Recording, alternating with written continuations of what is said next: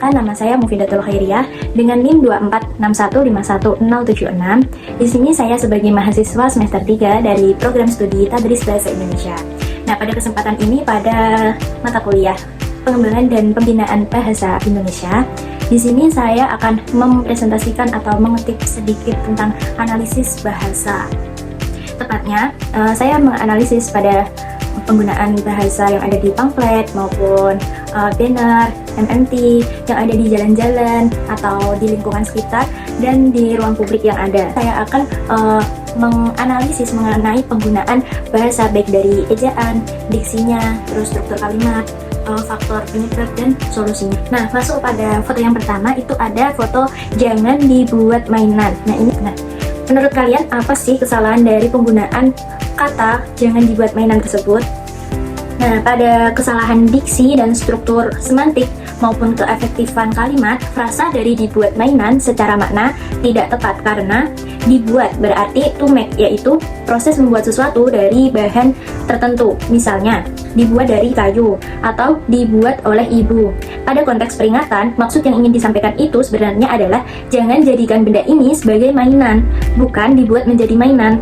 Jadi, secara semantik atau makna itu, frasa tersebut tidak lazim dan tidak efektif. Nah, dari analisis linguistik, dari ejaannya sudah benar, tetapi pemilihan kata atau diksinya kurang tepat. Dari penggunaan kata dibuat itu salah konteks. Verba yang tepat itu seharusnya menggunakan dijadikan. Ini jadi verba kausatif, yaitu membuat sesuatu menjadi sesuatu atau dimainkan jika melarang aktivitas bermain. Sehingga bentuk yang benar yaitu jangan dijadikan mainan atau mohon tidak memainkan benda ini. Alasan terjadi kesalahan atau sosiolinguistiknya, kesalahan ini kemungkinan muncul karena pengaruh bahasa lisan. Banyak orang itu menggunakan ungkapan dibuat mainan dalam percakapan sehari-hari, meski tidak sepenuhnya tepat.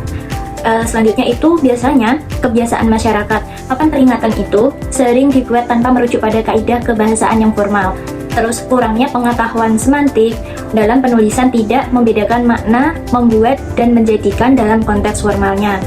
Dan dampak kesalahan yang dapat salah paham, yaitu pengunjung mungkin salah paham ya, karena kalimat itu kurang tegas, terus mengurangi kesan profesional pada tempat yang bersangkutan, terus juga menurunkan kualitas literasi bahasa di ruang publik. Jadi, solusi perbaikan yang tepat pada penggunaan jangan dijadikan mainan atau mohon tidak memainkan benda ini. Ada juga harap tidak menggunakan benda ini sebagai mainan. Pada kalimat tersebut, kalimat itu menjadi lebih efektif, lebih jelas, dan sesuai dengan kaidah kebahasaannya. Nah, jadi di situ ada foto HP harap dimatikan. Ini saya temukan di masjid ya. Ada himbauan bahwa HP harap dimatikan. Nah, jadi dari analisis linguistiknya, bentuk dimatikan salah. Nah, di sebagai prefix harus ditulis serangkai.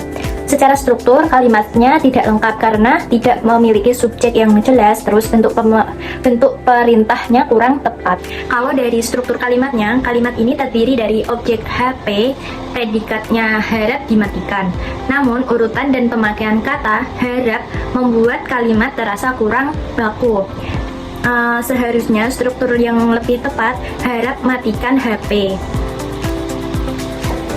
Keefektifan kalimat ini kurang efektif karena redundasi HP harap dimatikan, objek diletakkan di awal, membuat makna itu kurang natural. Terus bentuk pasif dimatikan, membuat instruksi kurang langsung. Selanjutnya, alasan kesalahan terjadi atau sosiolinguistiknya yaitu adanya keterbatasan literasi kebahasaan dalam penulisan papan pengumuman publik. Terus adanya pengaruh kebiasaan penulisan lisan, masyarakat sering memakai frasa seperti HP dimatikan ya. Terus praktik yang spontan di ruang publik di mana tata bahasa baku sering diabaikan demi kecepatan. lingkungan yang informal membuat penulis tidak memberikan perhatian pada kaidah yang baku. Nah, dampak kesalahan ini dapat menimbulkan multi-interpretasi walaupun kecil, terus menjadi model bahasa yang salah bagi pembaca lain, khususnya pada anak-anak. Nah, solusi perbaikannya pada kalimat HP harap dimatikan, versi bakunya itu harap matikan HP atau mohon mematikan HP. Pada foto siapapun silakan ambil, siapapun boleh mengisi. Nah, di sini ada dua kesalahan. Ada analisis linguistik di kata siapapun, bentuk baku adalah siapapun, kata ganti, dan partikel pisah. Struktur dua klausa tidak sejajar. Silakan ambil merupakan perintah langsung. Terus boleh mengisi. Itu merupakan izin. Secara semantik, keduanya seharusnya memakai pola yang sama. Terus pada kata silahkan, itu kan ada hanya. Bakunya adalah silakan tanpa huruf H. Pada struktur kalimat, di sini ada dua klausa. Yang pertama itu ada klausa imperatif atau perintah, dan juga klausa permisif atau memberi izin. Nah, ini tidak sejajar. Itu dapat menurunkan keefektifan. Pada keefektifan kalimat, kurang efektif itu karena penggunaan diksi yang campuran, terus ejaan tidak baku, ketidaktepatan relasi makna ambil dan isi. Tidak ada konteks objek yang jelas, mengambil apa, mengisi apa, meski dipahami melalui konteks visual. Nah, dari alasan tersebut, alasan sosiolinguistiknya, ini cenderung informal, dapat menekankan kesatuan dan keramahan, bukan ketatnya EYD. Dampak dari kesalahan tersebut, itu dapat berpotensi menurunkan kredibilitas pesan, menjadi contoh salah paham penggunaan bahasa baku, serta mengurangi kejelasan dan keefektifan komunikasi publik. Dengan ini, kita dapat memberikan solusi dan perbaikan. Kalimat efektif itu yang gimana, yang dapat diperbaiki dalam tulisan tersebut. Nah, kita dapat melakukan perbaikan, yaitu siapapun boleh mengambil, siapapun boleh mengisi, atau silakan ambil, silakan isi. Silakannya tidak menggunakan huruf H, tidak silahkan, melainkan silakan. Ini menjadi lebih informatif. Selanjutnya itu ada tahu telur. Penggunaan yang tepat itu adalah tahu telur. Kenapa? Di situ ada kesalahan ejaan. Telur itu merupakan bentuk tidak baku. Yang benar itu adalah telur, bukan telur. Pakai U, tidak pakai O. Nah, ketidaksesuaian ragam bahasa dalam spanduk menu warung adalah media tulis publik, sehingga seharusnya menggunakan ragam baku, bukan ragam bahasa yang santai atau bahasa lisan. Nah, dalam kesalahan penulisan ini dapat menimbulkan inkonsistensi karena menu lain menggunakan bahasa Indonesia baku, terus membuat teks terlihat tidak rapi dan tidak standar. Nah, solusi perbaikan dari kata tersebut yaitu dengan menggunakan bahasa yang baku. Telur diganti menjadi telur. Nah, ini dapat membantu semua terapan konsistensi ejaan dari semua nama. Nah, pada foto tersebut ada kesalahan huruf N untuk dan. Kenapa? Di foto tersebut kan ada burger and kebab. Kalau ditulis dengan bahasa Inggris itu cocok. Biasanya burger and kebab, N-nya itu AND, bukan N secara huruf bahasa Indonesia. Nah, penggunaan ejaan N untuk dan itu tidak baku karena penggunaan N adalah singkatan non-formal dalam bahasa lisan. Dari analisis linguistik, dan adalah konjungsi koordinatif dalam bahasa Indonesia. Dalam POWB, kata dan tidak boleh disingkat menjadi N. Bentuk N ini muncul dari pelafalan lisan yang memendekkan dan. Pada teks ruang publik tersebut, pada spanduk maupun gerobak itu tidak baku karena tidak sesuai dengan kaidah formal.